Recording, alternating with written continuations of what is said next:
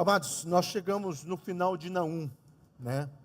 Nós estamos pregando uma série de mensagens dos profetas menores, e Naum é um livro, e principalmente esse capítulo, se você leu em casa, fez a tarefinha de casa, você vai ver que é meio difícil entendê-lo, porque ele é cheio de posicionamentos da parte de Deus, e nós vamos ver algumas questões aqui.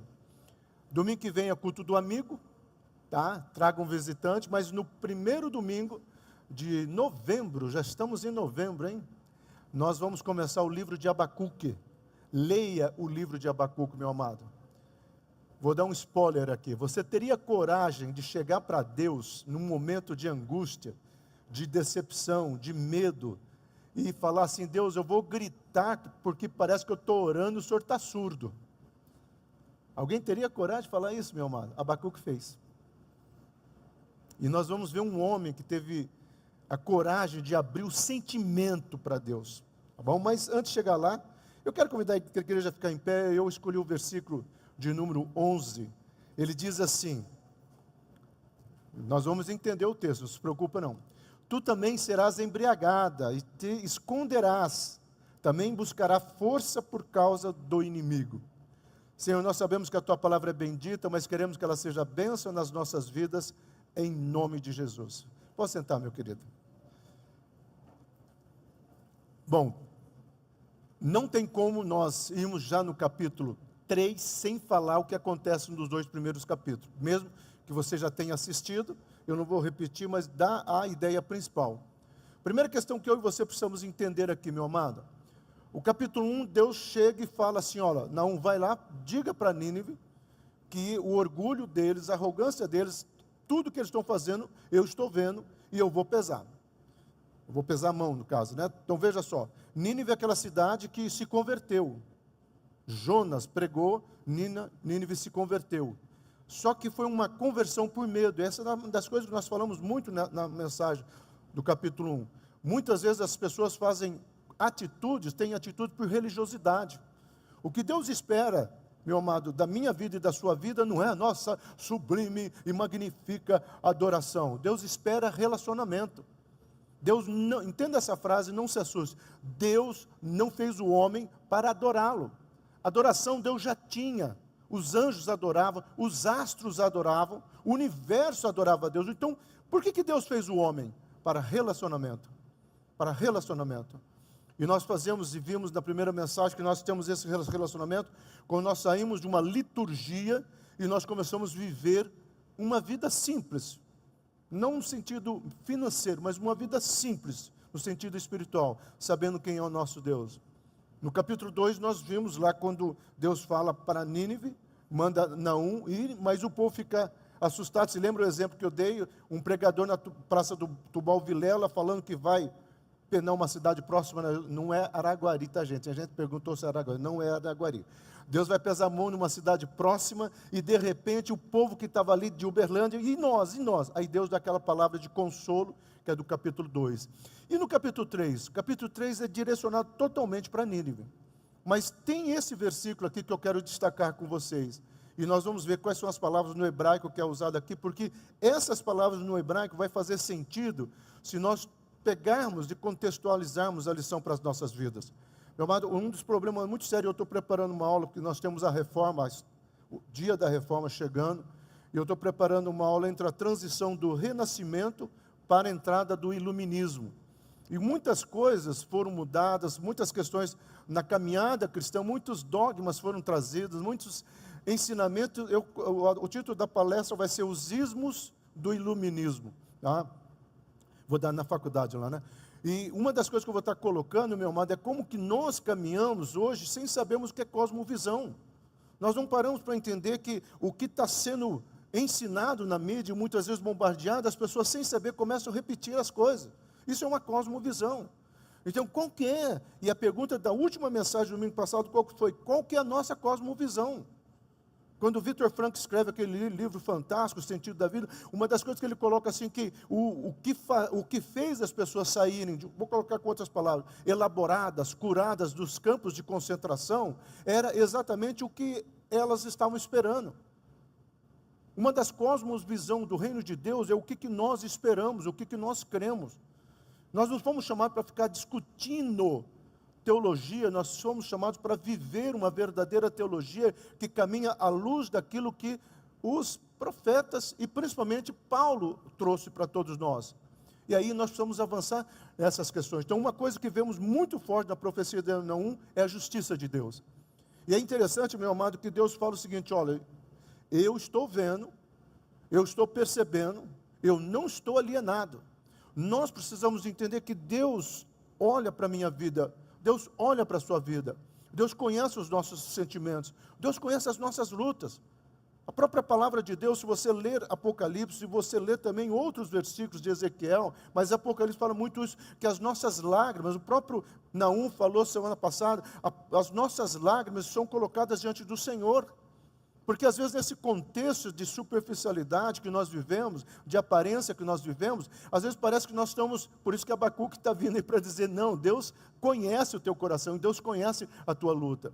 Eu sei que isso às vezes é uma palavra meio neurolinguística, né? um refrão gospel, Deus conhece a tua luta, mas enquanto isso não for vivificado, operacionalizado na nossa mente, meu amado, e lembra que nós já pregamos o que é a mentalidade hebraica? A mentalidade hebraica, quando você lê na palavra de Deus, no Velho Testamento, o coração não é esse órgão, é aqui. O coração da mentalidade hebraica é o pensamento. Por isso que o judeu tem a prosperidade e crê na prosperidade, porque ele tem essa mentalidade. Eu sei quem é o nosso Deus, eu sei o que Deus tem de promessas.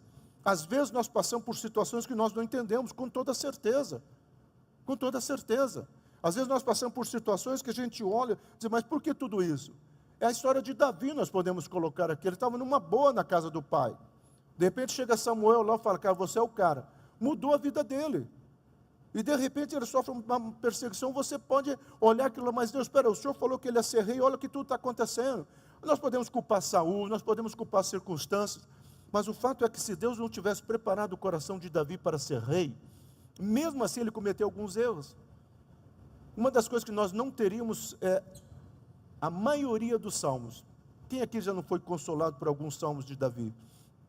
Então, naqueles momentos, nós precisamos olhar e dizer, há um propósito de Deus sobre todas as coisas. E há um momento que Deus fala, agora eu vou olhar a tua causa. Se você trouxer isso para a minha vida e a sua vida, meu amado, o Deus é um Deus da provisão. E eu já falei aqui que Deus primeiro fez o jardim do Éden para depois fazer o homem. Deus, quando chega para Maria e fala, Maria, bendita serás entre as mulheres, que dá aquele papel lindo para Maria. Pensa bem, Maria carregou Deus, Maria gestou Deus, Deus homem, Deus filho. Tá? E nós protestantes temos muita dificuldade com isso. Uma das coisas que eu vou falar na reforma é porque essa briga de protestante com católico em torno de uma personagem que é maravilhosa. Mas quando Deus fala que eles vão ter que sair da Judéia, o que Deus faz antes, quando Jesus nasce por causa da perseguição? Vem os magos, ouro, incenso e mirra.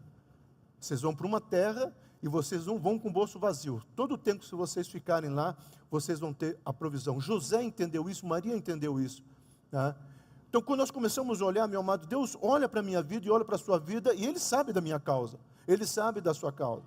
É claro, amado, que Deus não é o justiceiro, tá? Ele não é da Marvel, Ele não vai vir com martelo, Ele não vai vir com escudo, Ele não vai fazer justiça, agora Deus vai pesar a mão na cara desse cara aqui que falou mal de mim, isso, não. Às vezes a justiça que Deus vai fazer é quebrar o coração daquela pessoa. Talvez a justiça que Deus vai fazer é que aquela pessoa aceite e entenda qual é o plano soberano dele, ou não. Porque existe uma coisa que, né, o Sartre, um filósofo francês, coloca muito que é angustiante, que é a situação do livre-arbítrio. Nossa, quem que deixou tão longe hoje aqui? Guilherme não está aqui. Aliás, o Guilherme está viajando, está descansando, merece, de uma forma merecedora, com a família, glória a Deus. Fico muito feliz quando alguém da nossa igreja pode viajar, e eu quero que você viaje, mas não todos de uma vez só, tá bom? Domingo passado, muitas pessoas foram no Praia Clube, no horário do culto, eu achei ótimo, tá? Porque nós precisamos ter esse momento em família. E que bom que vocês vieram um tempinho desse que chama a gente para dormir, vamos falar a verdade? Mas amém.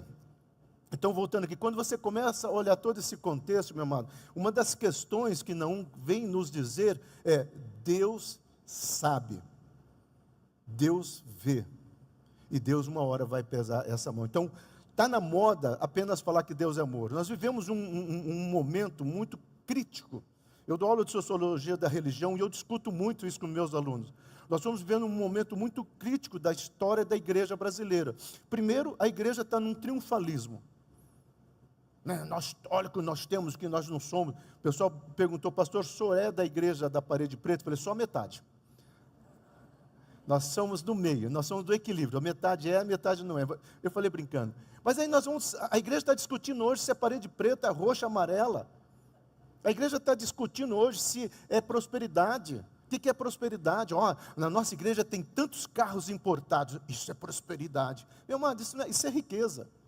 Prosperidade é aquela paz que excede a todo entendimento. Prosperidade é aquela certeza e convicção que Deus está indo na nossa frente. É a convicção. Talvez você não sabe nem como você vai pagar os boletos amanhã, mas você descansa em Deus. Isso é prosperidade. Por mais que seja angustiante, não é mesmo? Por mais que seja angustiante. Mas aquele momento que você precisa entender, então é isso que a igreja tem que começar a pregar. A igreja tem que pregar um Deus que sabe de todas as coisas, mas é um Deus que também cobra, que eu falei no comecinho, relacionamento. Eu sempre falo, que Deuteronômio 28, todo mundo quer, bendito serás na cidade, bendito serás no campo, nossa, meu amado, o que tem de crente penteca, do reteté, que toma posse desse versículo, não tem explicação, mas ninguém lê os primeiros versículos. Se propuserdes hoje no vosso coração, dar honra ao meu nome, cumprir os meus mandamentos, seguir os meus estatutos. Qual que é os meus estatutos? Quando Jesus é indagado, como se alguém chegasse para ele e falasse, Jesus, como é que eu faço para ser teu amigo? Sabe o que Jesus fala? Você quer ser meu amigo? Cumpra as minhas palavras, obedeça os meus mandamentos. Às vezes nós queremos, vamos ser amigos de Deus, vamos subir no monte, vamos fazer, não, sabe o que Deus quer? Que você seja uma pessoa que realmente entenda quais são os mandamentos. E o mandamento maior de Deus, meu amado, o próprio Jesus falou, amar a Deus sobre todas as coisas, e esse amar a Deus é uma entrega, às vezes é mudar as nossas prioridades, porque é isso que vai exigir o amor a Deus, mas também amar o próximo, aquele próximo chato. O meu signo não combina, eu sou de Áries e ele é de Leão, é uma agonia, né? Meu amado, nós tentamos trazer explicações para o inexplicável. A igreja está falando da graça, da hipergraça, Deus perdoa, claro que Deus perdoa, mas e o posicionamento, e o arrependimento? Então a igreja está falando sobre Deus é amor, né? Deus é quase brasileiro, ele dá um jeitinho nas coisas. Não, meu amado, Deus é um Deus de amor, Deus é um Deus de justiça, mas Deus é um Deus acima de tudo, que busca a palavra dele se cumprir na minha vida. Então Deus não vai contra a palavra dele. E aí nós precisamos entender e avançar isso. Meu amado, a história é o cenário da ação de Deus. Nessa aula que eu estou preparando, é interessante, meu amado, quando você pega a reforma e você vem estudando como há grandes movimentos, grandes intenções de destruir a igreja, destruir a Bíblia, mas a igreja sempre teve a intervenção de Deus. Como eu e você sempre teremos a intervenção de Deus. A Ângela, a minha esposa, trazia um livro que eu acho fantástico, né? Ele foi lançado até na Lagoinha, foi o pastor Márcio que pediu na época, tá? Foi lançado muito, que é As Sete Montanhas. Nesse livro, As Sete Montanhas, eu acho tremendo essa ideia de pensamento, tá? Cada um na sua, em resumo. Você é um cristão, então seja um cristão. Mas você é um cristão que está exercendo a profissão de advogado, então seja um bom advogado. Você é um cristão que está exercendo a área médica, então seja um bom médico. Você é um cristão político, então seja um bom político. A igreja inverteu isso. Crente só vota em crente. Meu amado, olha a coisa mais idiota. Qual é a bancada evangélica de Uberlândia? Há muita dificuldade, foi assinada agora a CPI da saúde. Não tem nenhum evangélico lá, eu vou atrás dos evangélicos. Então, aonde que eu quero chegar? Não é a questão de título de igreja, é caráter. Caráter. Por isso, o que o Espírito Santo veio fazer na minha vida e na sua vida, chama-se caráter. E eu fico indignado, meu amado, agora desculpa o desabafo, indignado quando o povo evangélico olha para o Oriente Médio e só acha que tem Israel lá. Lá tem outras nações. que precisam do nosso amor, da nossa graça, que precisam entender que a verdadeira paz não é o Trump ou o genro dele, mas a verdadeira paz é o Senhor Jesus Cristo. Agora, como que a igreja vai fazer isso, meu amado? A igreja tem que fazer isso entendendo que Deus está no cenário da história. É claro que há situações que Deus vai permitir, e há situações que a história vai apagar. Há uma tese de doutorado de uma pessoa sobre a conquista das Américas, e como é interessante saber que quem veio para cá eram os judeus novos convertidos. E as 12 caravelas de Colombo, cada uma tinha o nome de uma das tribos. A história não fala isso, mas tem registro em Lisboa e em Porto, lá em Portugal. Então, quando você começa a olhar tudo isso, mas olha como Deus foi cuidadoso. Eu gosto de acreditar nisso, apesar de todas as informações partirem para serem verídicas, né? Porque significa que Barzil vem de Barzilai, o cara que veio junto para pegar as madeiras, chamava Barzilai, um nome, né, que aparece até na época de Davi. E eu fico pensando, será que realmente o Brasil tem esse legado? Mas ao mesmo tempo eu fico com medo. O que nós estamos fazendo como nação brasileira? 2026 está chegando. Eu gostei desse candidato, fui com a cara dele. Nós precisamos ter senso crítico para nós avaliarmos as coisas. E entramos aqui no versículo, tu também serás embriagado. Primeiro, o que Deus está falando? Deus está falando para o orgulho de Nínive. O que nós vamos fazer? Nós vamos puxar para nós, né? Porque ninguém vai sair daqui embriagado, a não ser embriagado do Espírito Santo. Amém? Mas essa palavra embriagada, que é muito interessante do hebraico, é a palavra shikor, que significa sem discernimento e fora do controle. É claro que uma pessoa embriagada fica assim. Só que no contexto cognitivo da mentalidade hebraica, o que ele estava querendo dizer, ou o que a palavra de Deus quer dizer, que uma pessoa embriagada é uma pessoa que não está analisando as coisas. É o verdadeiro analfabetismo que nós estamos vivendo. Nós seguimos pensador. Eu preguei há pouco tempo atrás, se lembra? Uberlândia era para ser a cidade mais curada nesse ano. Porque o ano passado nós tivemos tudo quanto é curso, você imaginar, das emoções, das nossas emoções. Nós tivemos cursos e cursos e mais cursos. Emoções. Isso, cara. Há pouco tempo o Brasil, na época da Neuza Etioca, o Brasil fez um quebrantamento. Eu brincava naquela época com a Neuzinha, né? O Brasil fez tanta cura interior que teve gente que perdeu a identidade, nem interior tinha mais. Teve gente que fez tanta quebra de maldição que já estava pedindo perdão pelos anjos caídos. Então, às vezes, nós começamos a trazer tantas coisas. Gente, peraí, o que a palavra de Deus fala? A palavra de Deus fala que nós precisamos ter discernimento para entender o que é o Evangelho. E o Evangelho, a palavra que Paulo usa no grego é a palavra ergenomai, alguma coisa que é operacionalizado de dentro para fora. Por isso que o Senhor Jesus falou, eu vou deixar o Espírito Santo e Ele vos ensinará, a palavra de dakenai, Ele vai fazer você aprender, e Ele vos lembrará, a palavra odanai no grego, ou seja, Ele vai te ensinar, mas Ele vai cobrar. Ele vai dizer, Silão, vamos aqui. Nós precisamos de igreja com discernimento. Nós precisamos de igreja que pensa. John Stott tem um livro que ele fala, crer é também pensar. Nós precisamos começar a pensar, meu amado. Eu não tenho dificuldade com essas coisas, desde que elas sejam instrumentalidade. Eu não tenho dificuldade com legendário, eu não tenho dificuldade com quebra de maldição, eu não tenho dificuldade com painel LED, igreja. Não, isso tem que ser instrumentalidade. Isso não pode ser um sinônimo de santidade, isso não pode ser um sinônimo de bênção. Quando nós começamos a pregar aqui, nós tínhamos um pequeno, nem lembro, que você colocava a folha em cima, passava. É isso aí. Como é que chama? Reto projetor. Depois nós ganhamos, estava na Cesar ouvindo um data show. E agora nós estamos com 3 data shows. Isso aqui não é LED, tá? Para quem não sabe, o valor do LED nós usamos para abençoar uma pessoa. Nós ganhamos uma oferta para comprar um LED. E nós tínhamos uma situação, eu tomei uma decisão de abençoar aquela situação do que botar um painel. Isso não quer dizer que eu sou melhor que ninguém, meu amado. E nem que essa igreja é melhor que ninguém. Essa semana eu falei para um pastor, falei assim, o pastor está falando, minha igreja é pequena, a outra igreja é grande, Falei, o meu querido, deixa eu falar uma coisa. 12 tribos. A tribo de Efraim recebeu uma porção de terra pequenininha, olha lá no mapa. A tribo de Manassés ganhou 2 vezes, ou seja, quase 6 vezes mais a porção de terra de Efraim. Mas quando Efraim precisava de ajuda, Manassés ajudava. O problema todo não é ter megas ou mini igrejas, é o reino e a visão de reino.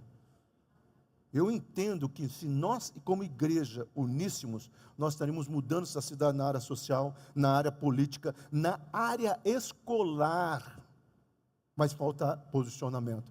Quando vem o pessoal que durante a semana tomar banho, né, que a gente cede aqui, o pessoal toma banho. No sábado passado, eles chegaram, o pessoal estava aqui, eu pedi para eles entrarem, falei, todo mundo, né, algumas pessoas, né, porque o cheiro é horrível, é cheiro de crack. Só que quando eles saíram tão bonitinho, porque as roupas que vocês trazem, nós usamos, os sabonetes que vocês dão, nós usamos, que eles sentaram e jantaram ali com a gente. Ninguém fala isso. Dignidade. Agora começou aqui um grupo, meu amado, quarta-feira, 8 horas da manhã, os fisioterapeutas estão dando, para pessoas que sofreram traumas neurológicos, tá? Com muita dificuldade de psicomotricidade, de movimentos. Começou às 8 horas da manhã. Às 9 horas da manhã, nós temos aqui pilates e temos fibromialgia. E várias reuniões acontecem.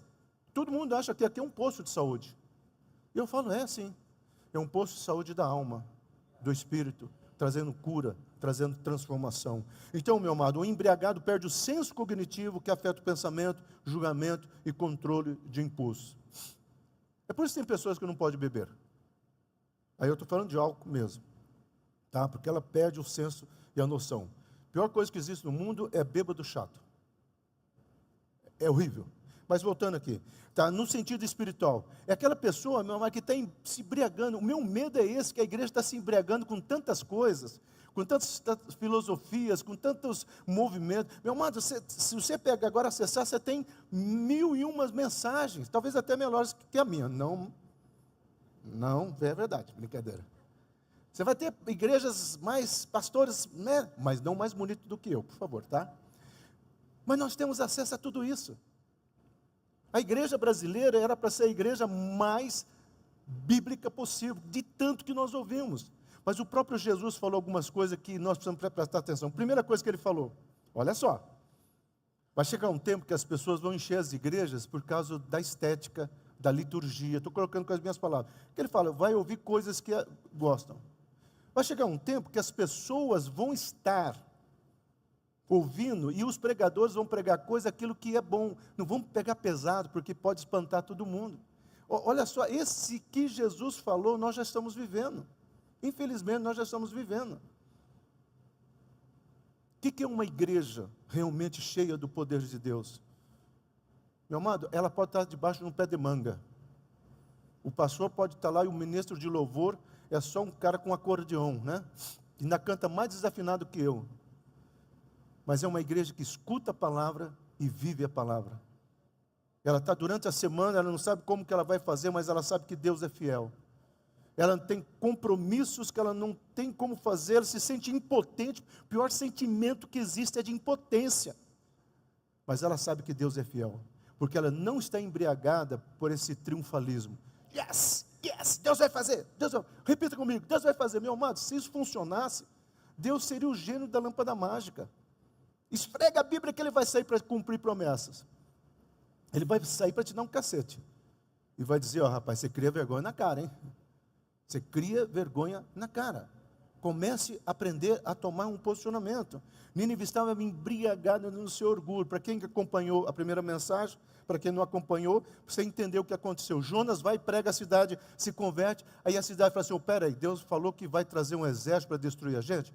Então vamos fortificar os nossos muros. Se lembra que eles puxaram o rio Tigre e Eufrates, fizeram um círculo em volta da cidade. Então quem for atacar nós, tem esse rio grande aí, ninguém vai conseguir passar. E aí colocaram 15 torres de vigília para segurar, ou vigiar apenas uma entrada, que era uma ponte que eles fizeram.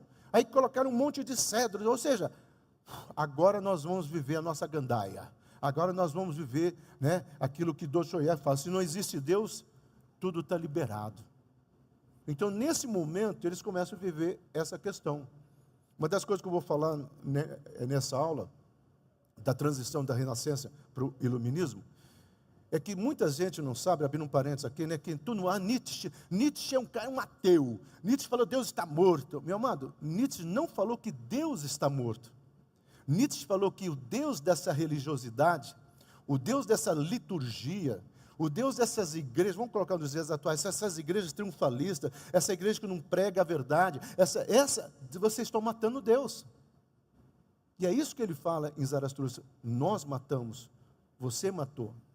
Hoje a teologia, meu amado, essa teologia triunfalista está matando Deus.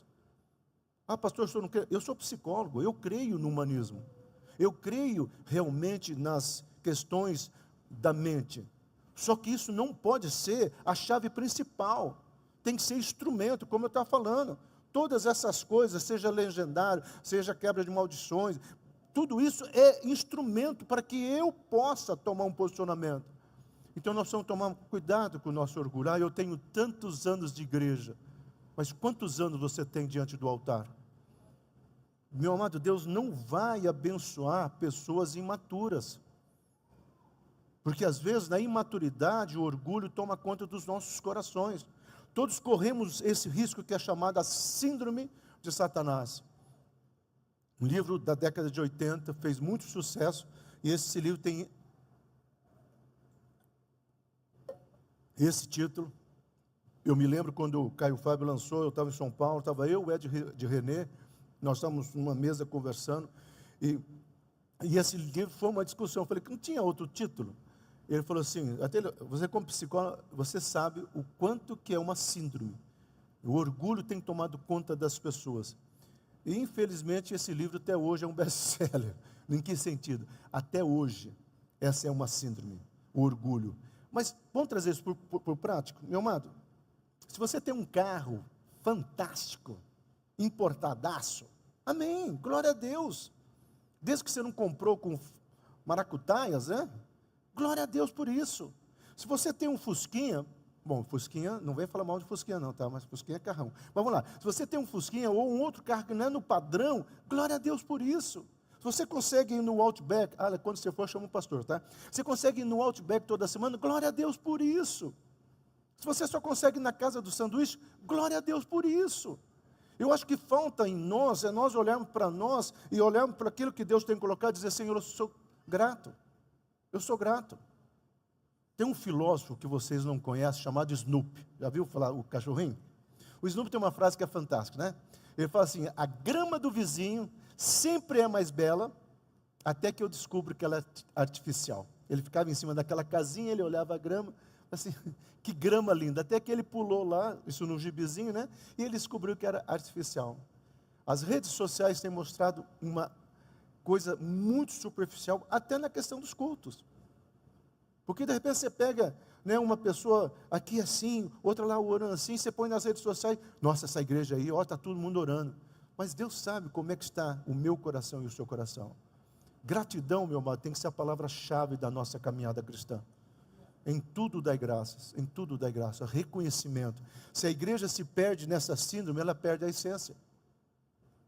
Eu estou toda hora ouvindo a voz do Guilherme aqui, falando: meu Deus, será que eu estou tão impressionado com o Guilherme? É você? É que vocês têm o tom de voz parecido, né? Eu falei: será que o Guilherme, até eu olhei aqui, será que o Guilherme está dizendo aleluia aqui? Amém. Essa síndrome é terrível. Então, qual que é a essência da igreja? Qual que é a essência da igreja? Você já viu como é que é a igreja nesse país? A China agora prendeu um grupo de pastores. Você pensa que eles vão negar? Você pensa que eles estão com medo? A igreja em alguns lugares, meu amado, é proibida. O Brasil, olha, o Brasil, meu amado, o Brasil se vende. Naquele descende lá, quando todo mundo, agora o Brasil é do Senhor Jesus Cristo. Não é. Eu e você somos do Senhor Jesus Cristo. Eu e você fazemos a diferença em cada lugar. Eu e você precisamos tomar posicionamento. E aí sim, talvez nós chegamos a uma nação que se curva. Meu amado, esse Brasil é rico. Vocês não têm ideia da imensidão do nosso país, da riqueza que nós temos. Só que nós precisamos de pessoas íntegras, sérias, em todas as áreas. Em todas as áreas. Para que aquilo que Deus está trazendo... mas aonde que entra a igreja aí? A igreja entra aqui, onde aqui você é preparado, você é lapidado, para que você exerça os seus cargos e as suas profissões lá fora. Lembra da frase de Lutero? Aquele sapateiro chegou, depois de uma mensagem de Lutero: Lutero, como é que eu faço para servir a Deus? Lutero pergunta, eu já contei isso aqui, né? Lutero pergunta, o que você faz? Eu sou sapateiro. E Lutero fala, então faça o melhor sapato que você puder fazer e venda pelo preço mais justo que você puder. Aí você vai estar servindo a Deus. Às vezes, meu amado, como professor, como médico, como atendente, como qualquer função, faça com integridade e as pessoas vão sentir a diferença. Porque o mundo é um mundo que está em conexão. E as pessoas sabem quando chega do lado de uma pessoa de mau humor, né? Bom dia, você acha? Né? As pessoas sabem. Mas as pessoas também sabem quando chega do lado de uma pessoa que parece que a autoestima, a áurea, né? Dá até arrepio aquela pessoa. Eles vão falar o que quiser. E você vai poder dizer, é o Senhor Jesus Cristo na minha vida. Que esperança resta para um povo em condições tão deploráveis, um povo de Jerusalém, ou para o Brasil de hoje. Ou para o Brasil de hoje. Nós já vivemos uma ditadura, por mais que você não pense que não. E não adianta você querer agora ir lá quebrar Brasília, ou fazer isso, ou não vou fazer mais batom, vou fazer a maquiagem completa naquela história. Não é nada disso. Eu acho que é hora da igreja começar a ser um chofar. E dizer, Senhor, eu entrego essa nação. Mas começa pela minha vida, eu entrego a minha vida. Eu quero fazer toda a diferença. Às vezes o brasileiro tem aquela frase, tudo acaba em pizza. Esse é o problema. Esse é o problema. Sai ano, passa ano, os coronéis da política são os mesmos. Esse é o problema. Aí vem um cara com uma ideia. Eu me lembro aqui, uma pessoa que tinha uma ideia fantástica. E alguém falou assim, não, ele é muito novo. Que isso? Às vezes nós colocamos um peso onde não deve existir. E eu falei, ele pode até ser novo, mas olha isso, olha isso, olha isso e olha isso. E o seu candidato, olha isso, olha isso, olha isso. Eu falei assim, esse seu candidato não tem aquilo que eu falo de temor de Deus. E eu não estou falando de igreja. Porque se a igreja salvasse, eu já brinquei aqui, porque eu sou o cara mais salvo, eu fico direto aqui. Eu estou falando de integridade, a igreja precisa fazer essa diferença. Então, sem esperança a gente morre literalmente. Entrega os pontos e cai, ou seja, sem esperança nós caímos num buraco negro. E eu volto à frase do livro do Viktor Frankl. As pessoas que sobreviveram no campo de concentração, é aquelas que olharam para fora e sabiam que tinha algo esperando elas. Nós precisamos olhar para fora das nossas lutas, para fora das nossas crises, para fora do seja lá do que for. Dizer, eu sei que tem uma promessa de Deus sobre a minha vida. Eu sei que Deus tem algo novo sobre a minha vida. Então agora a esperança não é mais uma ação do corpo, meu amado. Precisamos entender isso. É uma experiência da alma. A esperança é uma experiência da alma. E a esperança não é aquilo que Chico Buarque cantava, né? A noiva do cowboy. A esperança não é uma música, a esperança não é uma frase, a esperança é algo cognitivo, né? Que vai aqui, e começa a dizer, eu não sei como, mas eu sei em quem tenho crido. Elevo meus olhos para os montes, de onde me virá o meu socorro. Já contei a situação que Davi escreveu esse salmo, né? Fugindo de Saul, e ele cai ali na região da Turquia, ali naquelas montanhas, hoje é a Petra, né? Cidade de Petra. Eles fogem, ele fala, meu Deus, estou cercado de montanha, de onde me virá o meu socorro? Às vezes nós estamos cercados de situações que realmente traz o desespero. Naum fala, olha, Deus vai julgar Nínive. Mas se lembra do capítulo 2? Mas vocês têm um bom esconderijo. Deus vai esconder vocês. Deus vai nos esconder, meu amado. As pragas do Egito foram 10. Nenhuma delas atacou o povo de Deus. E na última praga, a mais fera, a marca do cordeiro fez toda a diferença. Nós precisamos entender que nós temos essa esperança. A marca do Senhor está sobre as nossas vidas. E a última palavra que eu escolhi desse versículo, esconderás. Essa palavra no hebraico, meu amado, é uma pronúncia meio difícil, é o lam, que significa ser tomado por medo. Mas olha, essa palavra no hebraico já tinha essa ideia de que o medo leva as pessoas a ter uma crise existencial. O medo é o ladrão da nossa alma. Aquilo que Frank Herbert escreve no livro Duna, né? Quando o Paul vai botar a caixinha dentro daquele teste lá.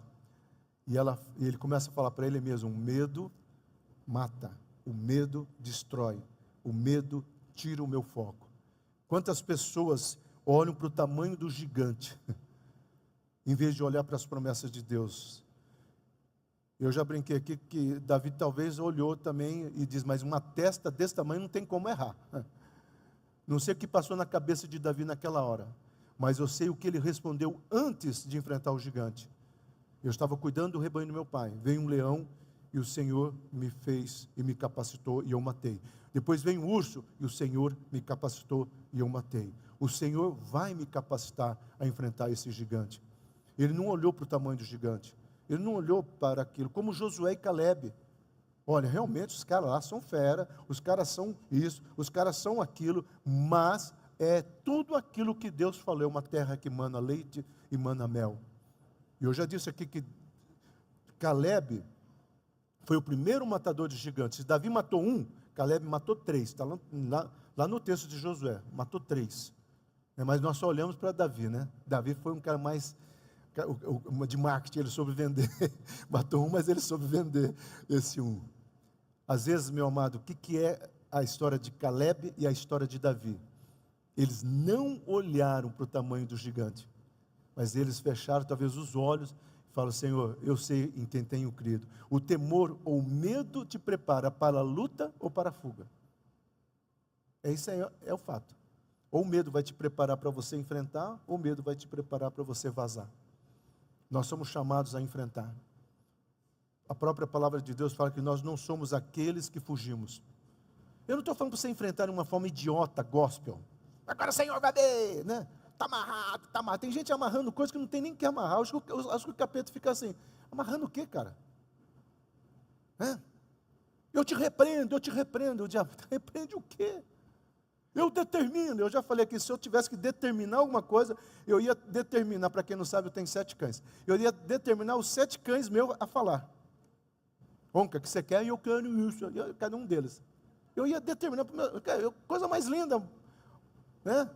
Então, onde que eu estou falando com tudo isso? Que às vezes nós estamos vivendo frases construídas, e frases até com marketing gospel.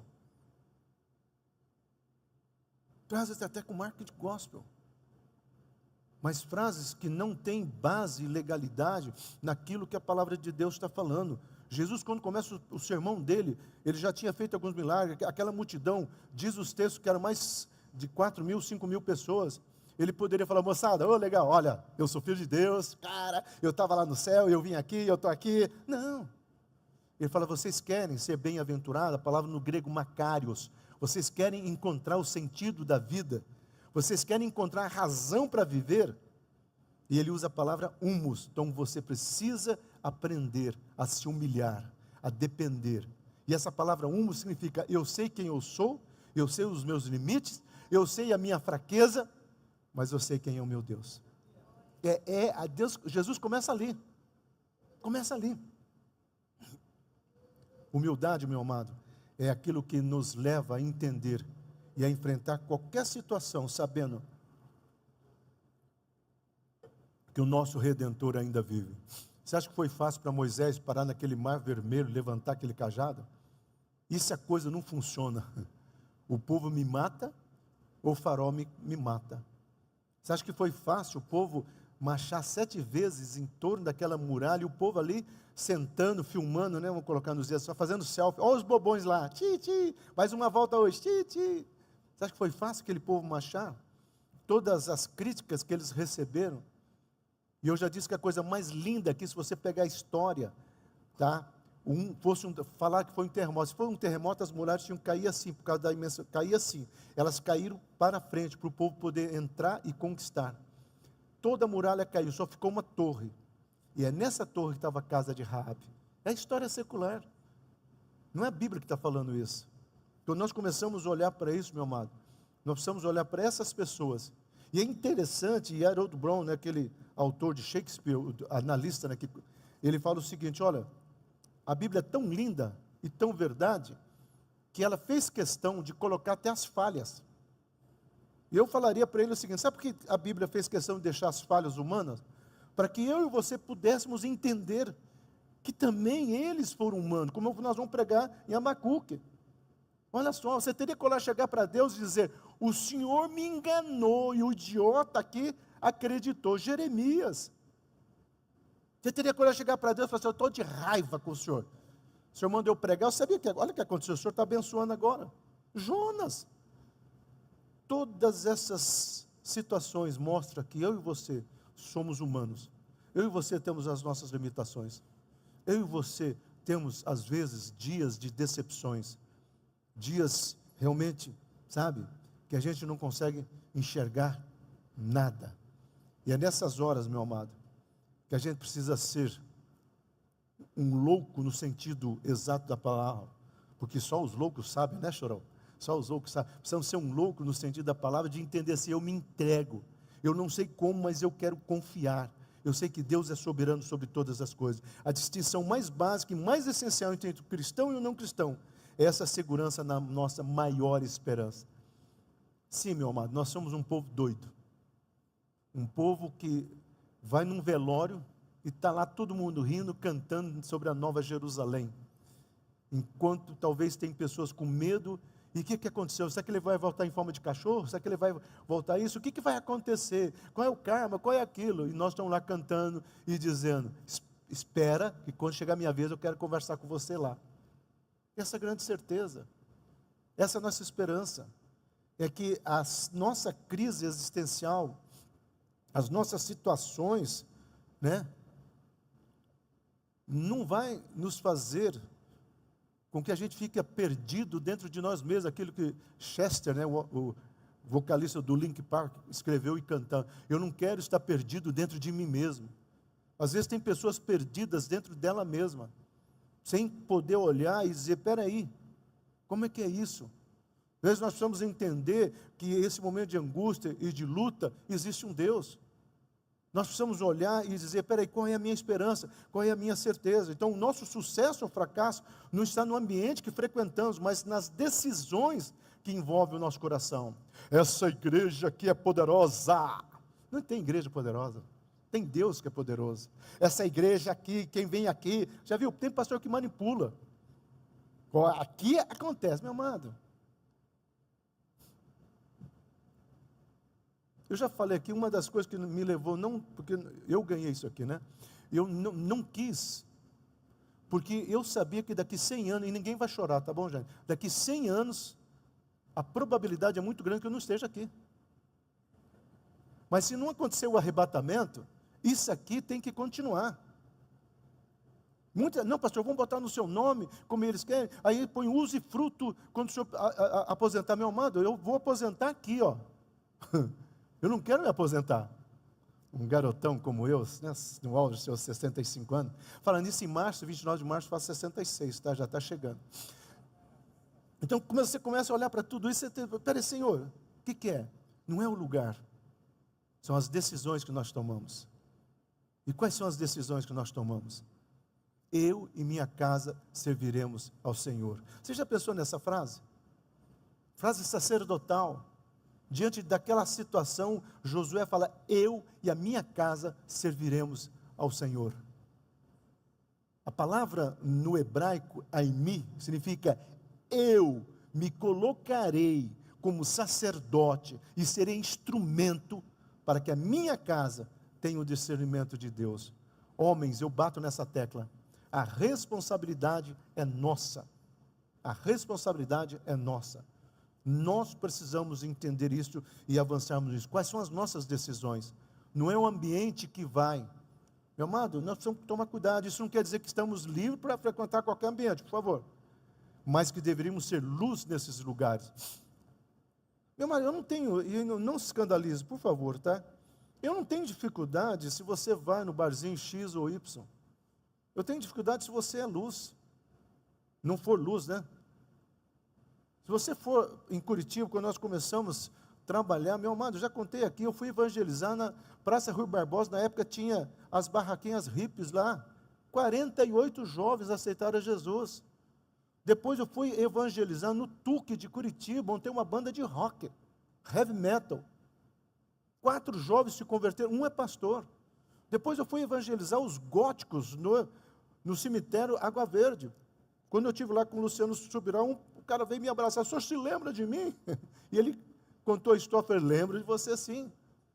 não é o ambiente, é a luz que está em mim. Ah, pastor, o Tanzanite está liberado. Não, meu amado, a não ser que você esteja na fossa, né? Mas não é isso que eu estou falando. Mas você vai em qualquer ambiente, pode ser esse que eu citei, seja luz. Aquela pessoa, eu estou carente, vou pegar até o garçom. Não, seja luz. Tem gente que vai lá, né? Diz que urubu em tempo de guerra é frango, né? Então, às vezes o desespero é tão grande, sabe? Às vezes nós precisamos olhar e ter um bom senso. Eu acho que Jesus iria frequentar alguns lugares que ia ser escândalo para nós. Mas de repente essas pessoas estariam seguindo a vida dele. Essa é a diferença. Que às vezes nós frequentamos, a igreja está frequentando lugares, mas a igreja está sendo omissa. Não, estou respeitando o livre-arbítrio dele. Não, você tem que falar, meu amado, eu te amo, e se você não aceitar Jesus Cristo como Senhor e Salvador, você vai para o inferno. E não adianta se o cara é bonito que nem um Brad Pitt, não tem Jesus, vai para o inferno. Essas convicções que eu e você precisamos ter. Amado, Adão pecou no paraíso, Jesus venceu no deserto. Não é o lugar, é aquilo que faz a diferença no meu coração. José estava do lado de Potifar, Davi estava longe de Betseba. É o meu coração e o seu coração que tem que ser alinhado. Então, a vida cristã é baseada em certezas e não em possibilidades. Kenneth Hagin, e eu cito muito ele aqui porque eu amo esse cara, foi mal interpretado com a teologia da prosperidade, mas o que ele falou é, eu e você temos que ter tanta certeza no coração, que a gente tem que só sair agradecendo. Senhor, tem essas contas, eu te agradeço, porque o Senhor sabe, eu creio. Senhor, tem essa situação, eu agradeço, eu creio. Eu creio, eu creio e eu creio. É aquela questão, meu amado, que você sabe que Deus está no controle. Então eu não vou estar embriagado, e eu não vou estar com medo. Eu vou ter cognição, eu vou pensar, eu vou analisar, eu vou dizer, peraí, é isso que Deus está dizendo, então eu vou colocar. O medo pode se tornar um peso colocado em nossas costas, que nos faz estar encurvado. É uma coisa muito difícil. Gente encurvada não costuma olhar para o céu, olha só para o chão, para as coisas dessa vida, para o que é passageiro. Muitas pessoas estão encurvadas na vaidade, né? O fulano comprou um carro novo. Nesse semana de saco cheio, a pessoa foi viajar para Disney. Eu aqui, né? Fui para Araguari e o Caldas. Ainda bem que você foi, meu amado. Glória a Deus. Diz que em Araguari tem uma coxinha gostosa, não sei se é verdade. Então, assim, as pessoas estão encurvadas olhando. E vê, opa, peraí. Muitas vezes em Curitiba, nós estávamos sem recurso. Sabe o que eu fazia com o Malik e a Khadija, quando tinha essa semana de férias? Eu ia para um parque chamado Parque Tingui, existe, claro, e nós íamos fazer acampamento, piquenique, só não pousar porque eles não deixavam. Eu chegava cedinho lá, colocava um pano, levavam algumas coisinhas para comer e a gente brincava. Eles têm memória, como diz, né, as linhas cognitivas, eles têm memória, eles têm memórias. Às vezes nós precisamos entender que é tempo da gente tirar todo esse peso, né? Então derrame o seu coração do peso do passado, encare a realidade pela ótica da palavra de Deus. Eu estou brincando, né, que eu vou fazer cirurgia, eu já vou falar sobre essa cirurgia, das cataratas, vou colocar uma lente, então eu vou enxergar além do alcance, né? Não vou ter o olho de Tandera não, tá amarrado. Eu vou enxergar além do alcance, e eu quero começar a enxergar vocês melhor, porque tirou isso aqui, é terrível, Mas, brincando, né? A gente precisa colocar a lente de Deus. Qual que é a lente de Deus? E eu já estou encerrando, isso aqui é o último slide, presta atenção. Deus não chegou para o povo, vocês vão entrar na terra de Canaã agora, Deus não fez isso. Deus falou, eu vou dar terra para vocês, presta atenção, lá tem 7 inimigos. Ao total eram 11, mas são 7 inimigos cruéis. Os heteus, os jebuseus, né? Todo esse povo inteirinho chamava os canaítas, né? Esses caras aí são fera, esses caras são terríveis, mas não tenham medo, porque a guerra não é de vocês, a luta não será de vocês, a luta é minha. A única coisa que eu quero de vocês é que vocês possam entrar e saber que sou eu que estou dando. E o que eu quero, quando vocês estejam lá, não se misturem com esses povos, Não tente fazer amizadinha, não tente ser legal com eles, que não vai dar certo. Mas eu quero que vocês me adorem. E vocês mostrem para esse povo quem eu sou na vida de vocês. Esse é o papel da igreja, em qualquer lugar. Você pode estar numa sala de aula, você pode estar num escritório de advocacia, você pode estar numa sala de cirurgia, você pode estar em qualquer lugar. Você tem que demonstrar quem é o amor de Deus. Você pode estar no ambiente pior para você, segundo a sua lógica.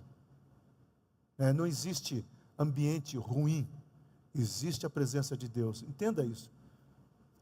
Quando nós chegamos aqui, eu já contei, todo mundo falou que aqui era um bairro falido, aqui tudo é um lugar de prostituição, de drogadição. E eu sempre falei, a luz vai chegar e tudo isso vai embora. Se Deus chamou você para ser um professor, seja o melhor.